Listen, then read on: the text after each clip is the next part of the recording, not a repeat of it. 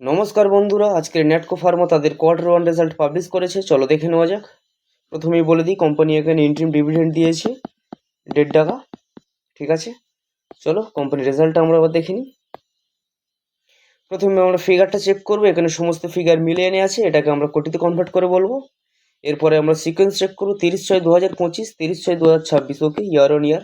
31/3/2026, 30/6/2026, okay quarter on quarter. চলো কোম্পানির রেভিনিউটা আমরা দেখে নিই। আগের কোয়ার্টার ছিল 739 কোটি, আগের বছরে ছিল 1328 কোটি এবং এই কোয়ার্টার হয়েছে 735 কোটি। এখানে বছরের সঙ্গে বছর তুলনা করলে দেখা যাচ্ছে কোম্পানি প্রায় অনেক ডাউন নিয়ে এসছে, প্রায় বলা চলে 45 থেকে 46% মতন রেজাল্ট ডাউন নিয়ে এসছে রেভিনিউর ক্ষেত্রে, এবং কোয়ার্টার অন কোয়ার্টার বলা চলে প্রায় ফ্ল্যাট নিয়ে এসছে।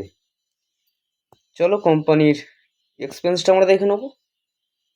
আগের কোয়ার্টারে ছিল 672 কোটি, আগের বছরে ছিল 818 কোটি এবং এই কোয়ার্টার হয়েছে 608 কোটি। এখানে কোম্পানি খরচা কিছুটা হলেও তাদের কন্ট্রোলে রেখেছে। চলো কোম্পানি প্রফিটটা আমরা দেখে নিই।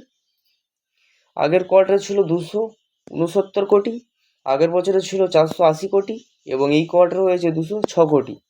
এখানে বছরের সঙ্গে বছর তুলনা করলে দেখা যাচ্ছে কোম্পানি প্রায় 60%-এর আশপাশে ডাউন নিয়ে এসছে এবং কোয়ার্টার অন কোয়ার্টার তুলনা করলে দেখা যাচ্ছে কোম্পানি প্রায় 24%-এর আশপাশে ডাউন নিয়ে এসছে। সুতরাং কোম্পানি প্রফিট ইয়ার অন ইয়ার এবং কোয়ার্টার অন কোয়ার্টার কোনো ক্ষেত্রেই ভালো আনতে পারেনি।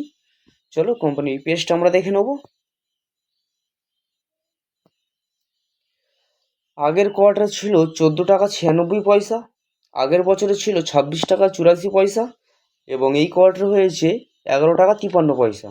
ঠিক আছে, আমরা কোম্পানির রেজাল্ট মোটামুটি দেখে নিলাম। আমার মনে হয় কোম্পানি অতটাও ভালো রেজাল্ট আনতে পারেনি, তবে দেখা যাক মার্কেটে এই শেয়ারটির প্রতি কেমন রিয়াকশান দেখায়।